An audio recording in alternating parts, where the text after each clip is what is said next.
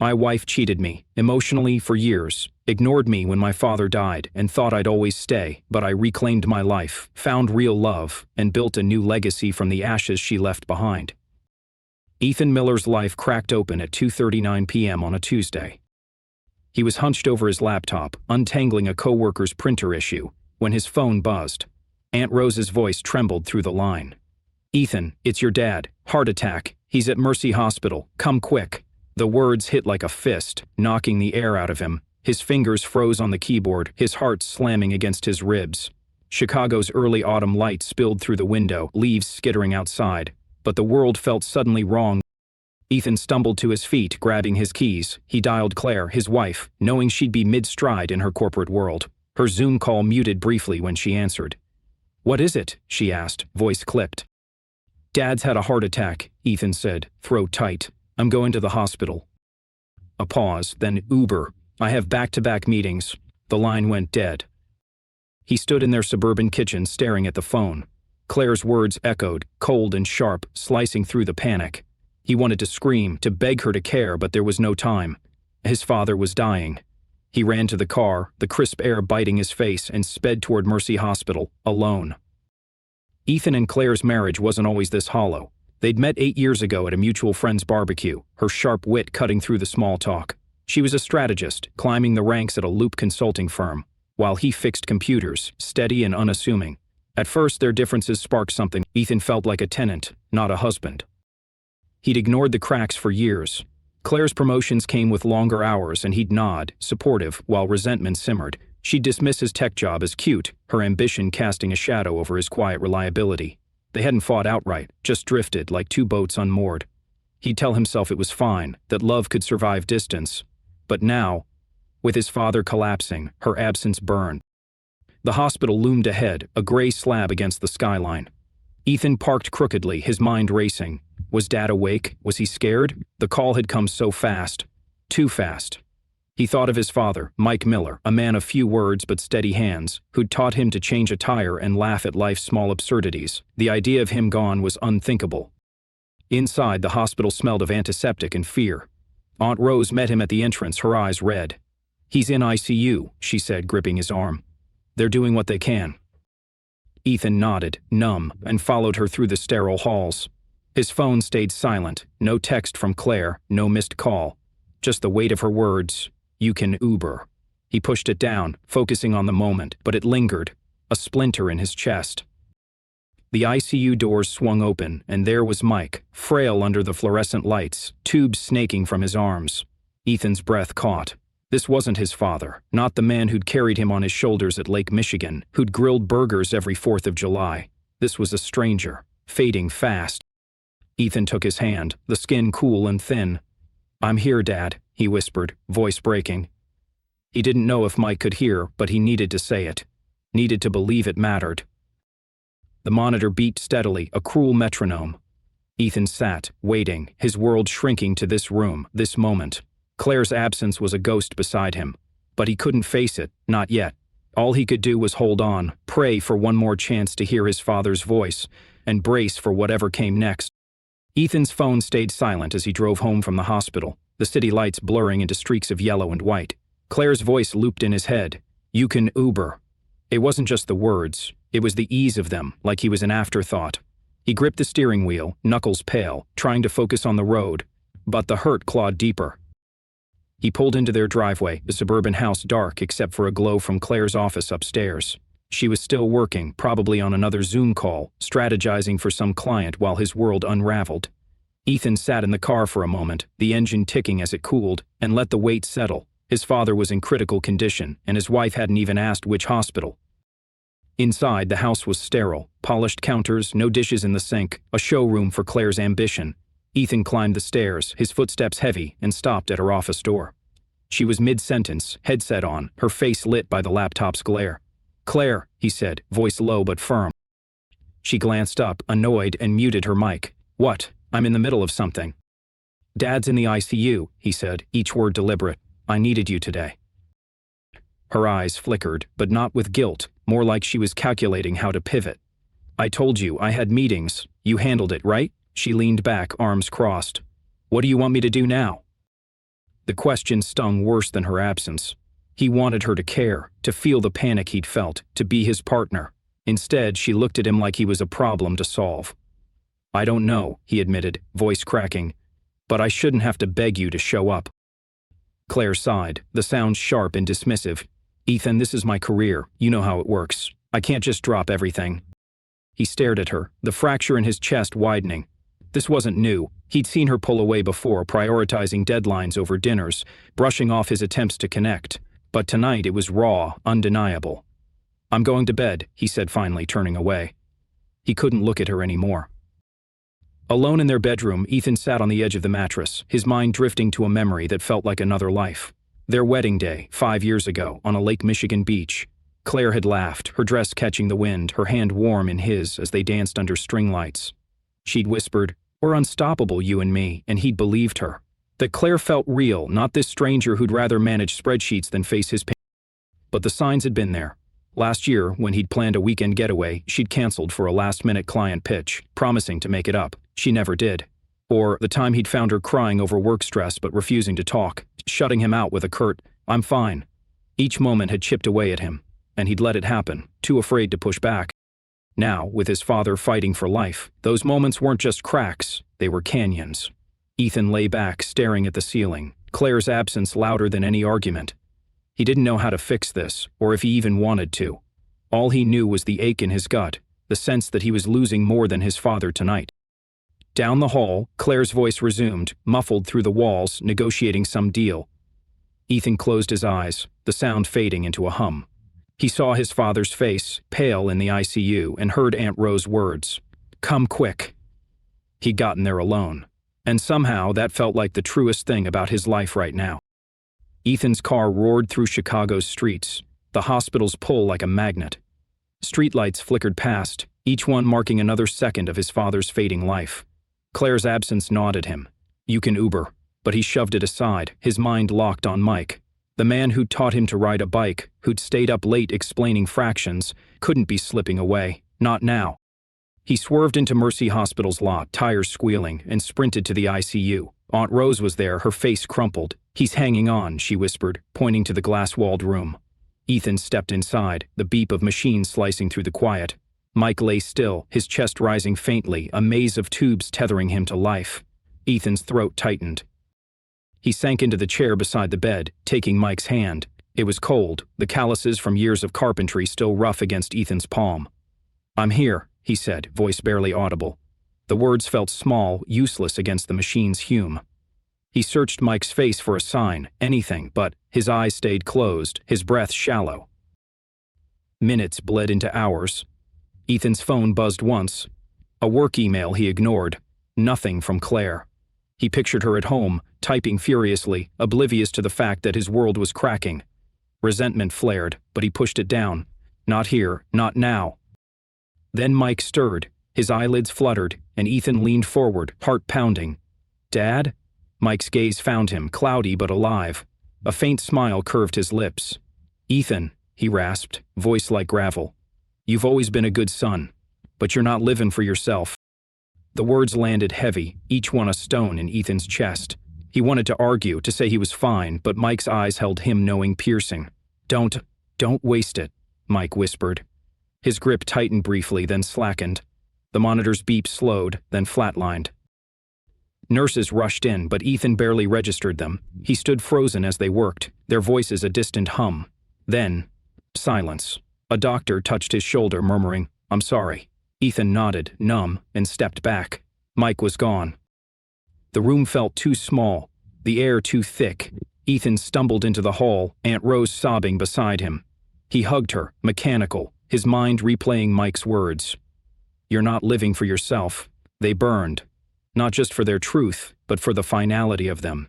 His father's last gift, sharp and unyielding. He walked to the parking lot alone, the night air biting his face, stars blinked above, indifferent. His phone stayed silent, no call from Claire, no text. He climbed into his car, hands shaking, and sat there, staring at the dashboard. Sorrow crashed over him, but beneath it, something else stirred. Anger, clarity, a spark he couldn't name. Mike's voice echoed, quiet but insistent, urging him towards something he wasn't ready to face. Ethan stood in the hospital parking lot, the night swallowing him whole. His father's death certificate was a crumpled weight in his pocket, the ink still fresh from signing papers no one should have to sign alone. The air was sharp, early autumn biting at his knuckles, but he barely felt it. His phone was a brick, silent, no missed calls, no texts from Claire. Just the echo of his father's last words. "You're not living for yourself." He drove home through a haze, Chicago's skyline a blur of lights he didn't see. The house was dark when he pulled in, Claire's car gone, probably still at the office chasing another deadline. Inside, the silence was louder than the hospital's machines. Ethan dropped his keys on the counter, the clink echoing, and sank onto the couch. His eyes burned, but no tears came, just a hollow ache, spreading like frost. He waited for Claire, half hoping she'd walk through the door, apologize, hold him. Hours passed, nothing. At 1 a.m., he gave up. His laptop glowed in the dark as he typed, "Divorce lawyers near me." The search felt like betrayal, but also like breathing. Names scrolled past, firms with sleek websites, promises of compassionate counsel. One caught his eye, Rachel Klein, Family Law. Her bio was short, human, helping you find clarity in life's hardest moments. He booked a consultation for Friday, his hands steady for the first time all day. The next morning, Claire was in the kitchen, sipping coffee like nothing had happened. "You're up early," she said, not looking up from her phone. "Dad died last night," Ethan said, voice flat. Her cup paused mid-air. "Oh, Ethan, I'm sorry." She reached for his hand, but he pulled back, her touch too late. "Why didn't you call me?" "You didn't call me," he said, meeting her eyes. She flinched, just for a second, then her face smoothed over, professional again. "I was swamped," she said. "You know how it is." He didn't answer, just grabbed his coat and left for work, her words trailing him like smoke. Friday came fast. Rachel Klein's office was small, warm, with a firm in the corner and photos of her kids on the desk. She was in her 50s, sharp-eyed but kind, her voice steady as she listened. Ethan told her everything. Claire's absence, the hospital, the years of being sidelined. His voice broke when he mentioned Mike's death, but he kept going, the truth spilling out. Rachel leaned forward, notepad untouched. "Ethan, you've been carrying this alone for a long time. If you want to move forward, we start simple. Protect your finances, document her absence, build a case for emotional neglect. But this isn't just legal, it's you choosing yourself." He nodded, her words sinking in. Choosing himself. It sounded foreign but right. She outlined the steps, bank statements, texts, a timeline of Claire's priorities over him. "It's not about revenge," Rachel said. "It's about freedom." Driving home, Ethan felt lighter, like he'd shed a skin he didn't know he was wearing. Mike's voice whispered again, "Don't waste it." For the first time, Ethan believed he might not. Ethan sat at the kitchen table, his laptop open, a stack of papers beside him. The house was quiet, Claire at another late meeting, her absence now a familiar ache. He scrolled through old texts, screenshots, bank statements, evidence of a marriage that had eroded long before his father's death. Each click felt like peeling back a lie he'd told himself, that they were fine, that love could survive neglect. He found a text from Claire, sent last year during a rare weekend they'd spent together. "You're my anchor, Ethan. Don't ever change." His chest tightened. He remembered that day, her smile, the way she'd leaned into him on the couch, a fleeting glimpse of the woman he'd married. Now, those words felt like relics, alien and unreachable. He saved the screenshot, not out of sentiment but as proof. Proof she'd once cared. Proof she'd once cared. Next, he opened their joint account statements. Claire's spending dominated. Client dinners, work trips, new suits. His own purchases were small, practical, groceries, car repairs, a toolbox for the garage. The numbers told a story of priorities, hers always first. He printed the pages, his hands steady, Rachel's voice in his head. Document everything. In the attic, he packed his father's things. Mike's watch, its leather strap worn soft, ticked faintly in his palm. Ethan slipped it on, the weight grounding him. He found photos, him and Mike fishing at Lake Michigan grinning over a carp. His parents' wedding, Mike young and sharp in a suit. Then a whittling knife, its handle smooth from years of use. Ethan turned it over, remembering summers on the porch, Mike teaching him to carve. He packed it carefully, each item a tether to a life he'd almost forgotten. His phone buzzed, a work email, not Claire. He ignored it and kept working, sorting through boxes. At the bottom of one, he found a stack of Claire's old love letters, written during their first year. "I can't wait to build a life with you," she'd scrawled, her handwriting loopy and earnest. He read one, then stopped. The words didn't hurt. They just didn't fit anymore. like a song in the wrong key. He set them aside for Rachel, another piece of the case.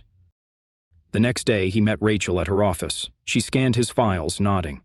"This is good, Ethan. Texts, finances, your notes on her absence. It shows a pattern. We'll file soon, but you need to be ready for her reaction." "AM," he said, surprising himself with the certainty in his voice. Rachel leaned back, her eyes kind but firm. "You've been surviving, Ethan, treading water. Now it's time to live." Her words hit like his father's had, clear and unyielding. He left her office with a plan. Separate accounts, move his things, brace for the fallout. Driving home, he passed a park, kids kicking leaves under oak trees. He thought of Mike, of Claire, of the years he'd spent waiting for something to change. Rachel was right. Surviving wasn't enough. Not anymore. Ethan folded the divorce papers neatly, sliding them into a plain envelope. His hands didn't shake anymore. The kitchen clock ticked past midnight, the house still, except for the hum of the fridge. Claire was asleep upstairs, oblivious to the decision he'd made. On the counter, he placed a short note, his handwriting deliberate. "I can't be a side character anymore." He set the envelope beside it, the weight of it final, like a door closing.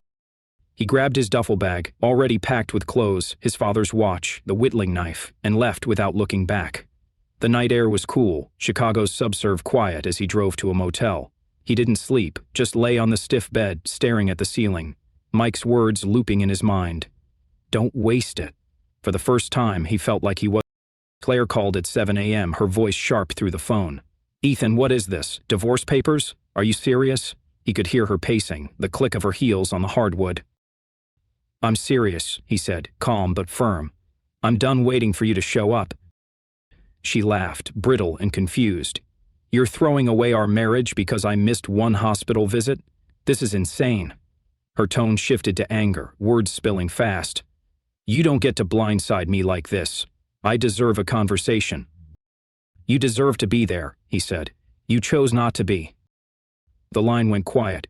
Then her voice cracked, panic seeping in. "Ethan, please, let's talk about this. I didn't mean—" She cut off, like she didn't know what she meant. He hung up, his pulse steady. Her reaction didn't surprise him.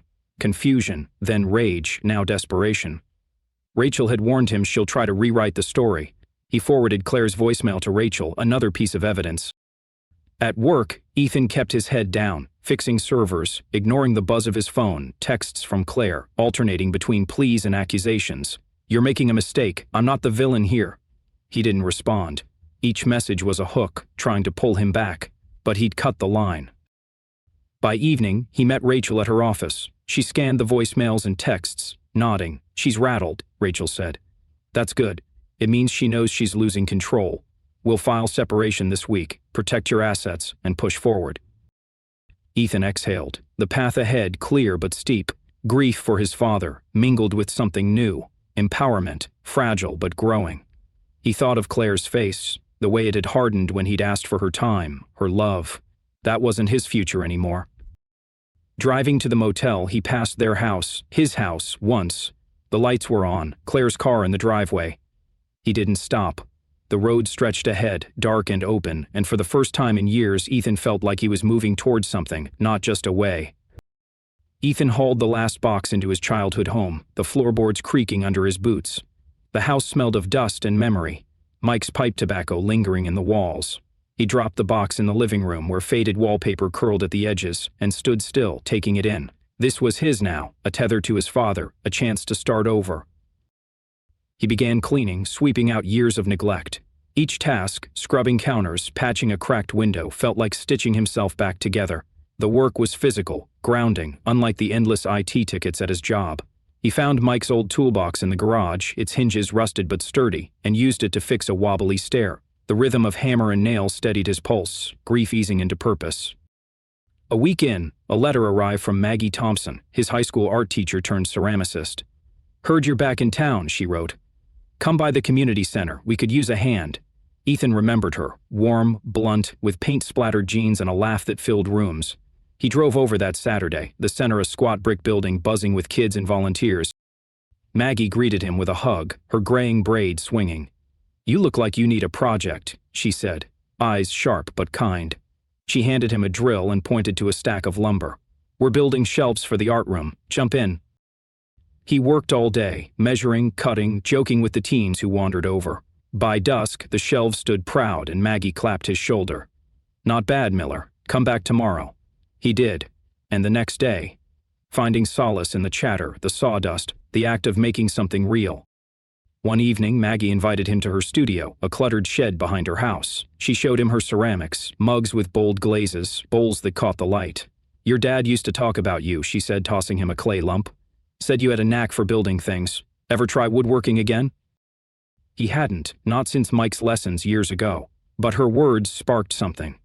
Back home, he dug out his father's whittling knife and a scrap of oak, carving a rough spoon by lamplight. It was uneven, clumsy, but his own. The next week, he built a bench for the center, sanding it smooth, the wood warm under his hands. When he unveiled it, the kids cheered and Maggie grinned. "That's you, Ethan. That's what you do." He felt it then, a flicker of who he'd been before Claire, before the years of shrinking to fit her world. The bench wasn't just wood, it was him, reclaiming a piece of himself. Maggie lingered after, sharing a coffee, her presence easy, unforced. For the first time in months, Ethan laughed without weight, the sound startling him. This house, this town, these people. They were his roots, and he was growing back toward them. Ethan was sanding a table in his garage, wood dust swirling in the morning light, when his phone buzzed with another email from Claire. "We need to talk. This isn't over." He deleted it, his jaw tight, and kept working. Rachel had warned him she'd push back, and now Claire was trying to claw her way into his new life, her messages piling up, demands, then pleas, then veiled threats about money. He forwarded each one to Rachel, letting her handle the noise. At work, whispers started creeping in. A coworker, Tim, pulled him aside during lunch. "Heard Claire's been talking at her firm. Says he walked out for no reason, left her high and dry." Ethan's gut twisted, but he shrugged it off. "Let her talk," he said, voice steady. Tim hesitated, then added, "She's not looking great, man. Word is she's unraveling, missed a big pitch last week." Ethan nodded, unsurprised but unmoved. Claire's cracks weren't his to fix. He kept building, literally and otherwise. The community center project grew, with Maggie looping him into more tasks, a new fence, tables for a fundraiser. His hands stayed busy, his mind clearer each day. But Claire wasn't done. One evening, as he locked up the house, headlights cut through the dusk. Her car pulled into the driveway and she stepped out, heels clicking, face pale but composed. "Ethan," she said, voice tight, "you can't just erase me." He stood on the porch, arms crossed. "I'm not erasing you, I'm moving on." Her composure cracked, eyes flashing. "You think you're the victim? I worked my ass off for us and you, what? Build benches and play house with your old teacher?"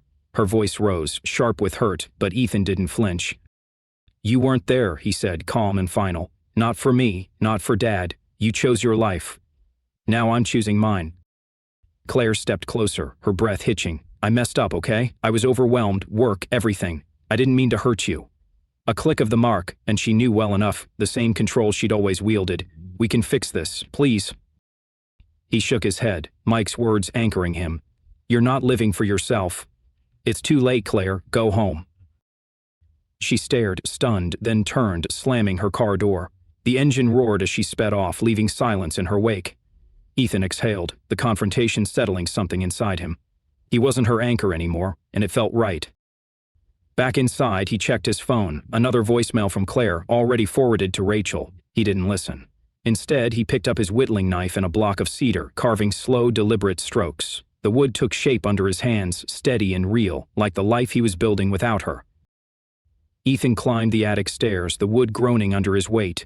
He'd been avoiding this corner of his father's house, where boxes of Mike's life sat untouched. Dust motes danced in a slant of afternoon light as he opened a crate, revealing a stack of leather-from journals. His father's handwriting stared back, blocky, familiar, a voice from the grave. He carried one downstairs, settling on the couch with a coffee. The first page was dated 10 years ago, Mike's words plain but heavy. "Ethan's stuck in that tech job. Good kid, but he's fading. Hope he finds his spark." Ethan's throat tightened. He read on, pages filled with Mike's thoughts on parenting, his own marriage, regrets over time lost to work. One entry hit hard. "I see Claire pulling him under. He deserves someone who sees him." Ethan closed the journal, eyes stinging. He hadn't known Mike worried like this, hadn't realized his father saw the slow bleed of his marriage. The words felt like a hand on his shoulder, steadying him. He cried then, not from grief alone, but from relief. Mike's voice, even in ink, gave him permission to keep going. The next day, he drove to the community center, the journal tucked in his bag. Maggie noticed his quiet mood and nudged him during a break. "You okay, Miller?" He told her about the journals, the weight of his father's love. She listened, nodding, then handed him a clay mug she'd made, warm brown, imperfect. "Sounds like he's still teaching you," she said. "Hold on to that." Inspired, Ethan set up a corner of the garage as a woodworking studio. He bought tools, a lathe, a bandsaw, and started small, cutting boards, a cedar box. Orders trickled in from neighbors, then the center's fundraiser where his work sold out. The town rallied, word spreading about Mike's boy carving a new path. Each piece he shaped, smooth, solid. Maggie stopped by one evening, bringing takeout. They ate on the porch, talking late into the night. Art, loss, the way life bends you. Her laugh was easy, her presence a quiet warmth. When she brushed his hand, reaching for a beer, Ethan didn't pull away. Something shifted, not rushed but real, like a seed taking root.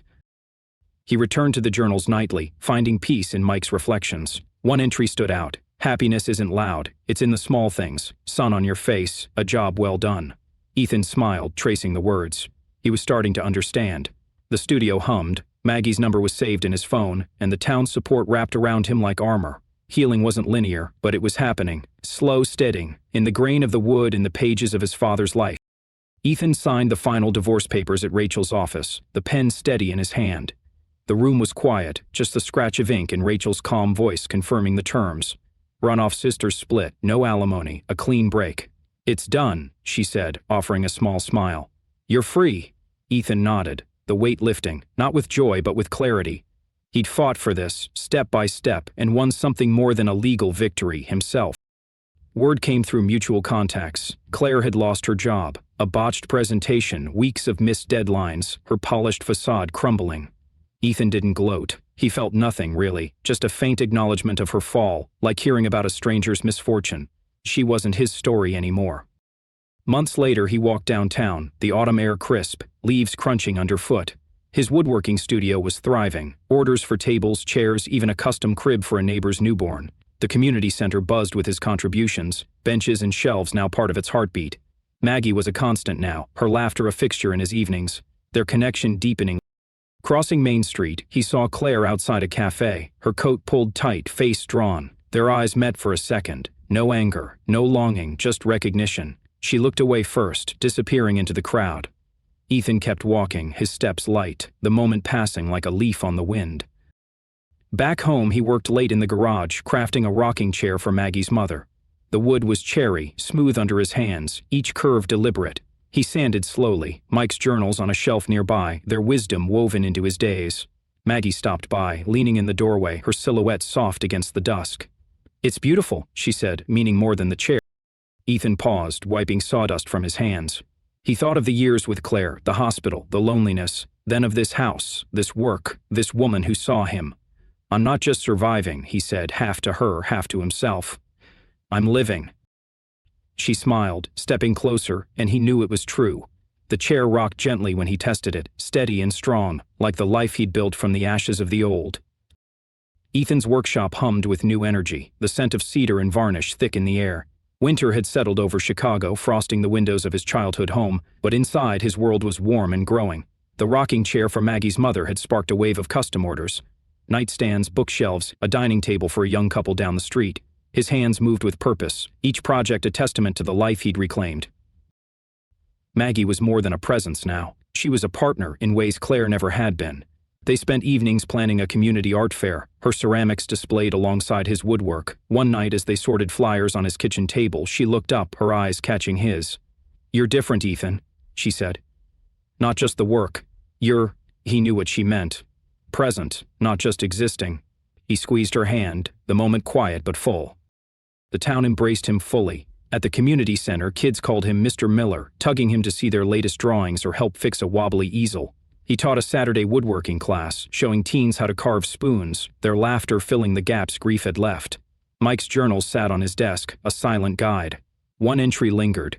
"Find what makes you whole. Hold it tight." Claire's shadow faded further. A rumor reached him she'd moved to Boston, chasing a new job, a fresh start. He wished her no ill, but her absence was a relief, like a bruise finally healed. His life was here, in the grain of the wood, the chatter of the center, Maggie's voice calling his name. One morning, he started a new project, a hope chest for himself, something to hold the pieces of his past and future. He carved his initials into the lid alongside Mike's, a quiet nod to the man who'd urged him to live. As he worked, snow fell outside, blanketing the world in silence. Ethan paused, watching the flakes, and felt a peace he hadn't known was possible, not perfect, but earned. Maggie joined him later, bringing coffee and a sketch for their next fair booth. They talked, planned, laughed, the chest taking shape beside them. Ethan looked at her, then at the home he'd rebuilt, and knew he wasn't just moving forward, he was home. Spring thawed Chicago's edges, and Ethan's workshop bloomed with ambition. The hope chest he'd carved now sat in his living room, filled with keepsakes. Mike's whittling knife, a photo of them fishing. Maggie's first ceramic mug to him, glazed deep blue. His business had outgrown the garage. Orders poured in faster than he could stand, from locals and beyond, thanks to a website Maggie helped him launch. He rented a small storefront downtown, its sign simple, Miller Woodworks. The move felt like a leap, but Maggie was there, hauling lumber and cracking jokes about his fancy new empire. They celebrated the opening with a quiet dinner at the shop, just them, takeout pizza and a bottle of wine on a half-finished table. "You're building more than furniture," she said, her eyes steady.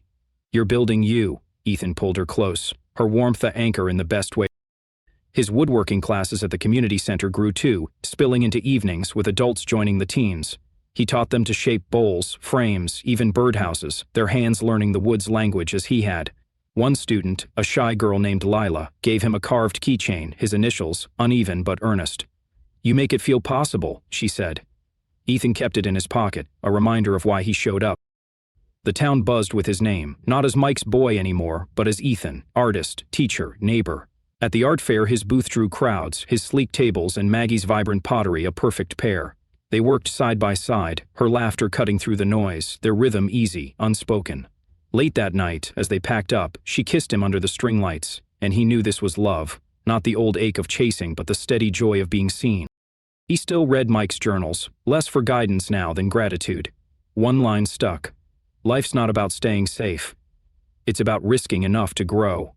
Ethan had risked it all: marriage, comfort, the lie of enough. Now, standing in his shop, Maggie's voice echoing from the back room, tools humming, he saw growth everywhere. In the wood, the town, himself. A new order came in, a cradle for Lila's baby sister. Ethan sketched it at dawn, the design soft but strong, like the future he was carving. Outside, spring unfolded, green and alive, and Ethan stepped into it, ready for whatever came next.